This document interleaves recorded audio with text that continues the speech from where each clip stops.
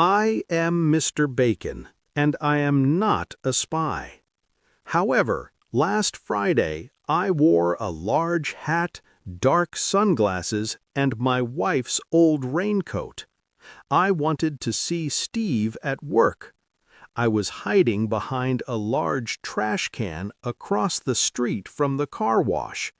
It was very hot, and a cat was looking at me strangely, but I didn't move.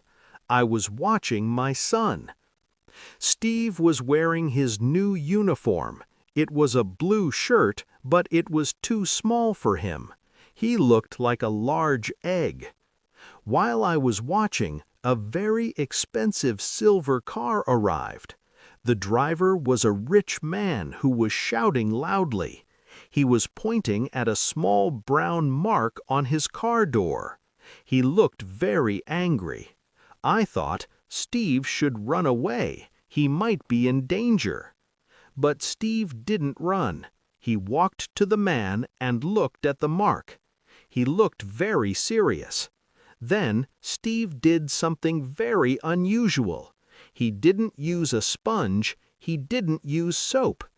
Instead, Steve took out his own lunch. It was a large chocolate bar. He looked at the mark on the car, then he looked at his chocolate. He put a small piece of chocolate on the car and started to clean it with his finger. The man stopped shouting. He was shocked. I was shocked too. After a minute, Steve smiled. "It was not a mark, sir," Steve said politely. "It was just a piece of my chocolate from this morning. It fell on your car when I was walking past it." The man stared at the car. Then he started to laugh. He was so happy that it wasn't a scratch that he gave Steve a $10 tip. Steve's manager, Mr. Jenkins, walked over. He saw the happy customer. He thought Steve was a genius. He whispered, "That is real success, Steve." That evening, Steve came home with his first salary. He sat at the table and looked at me. I was still wearing the dark sunglasses. "Father," Steve said, "why are you wearing a raincoat inside the house? And why is there a piece of lettuce in your hat?" I didn't have a choice. I had to choose a lie.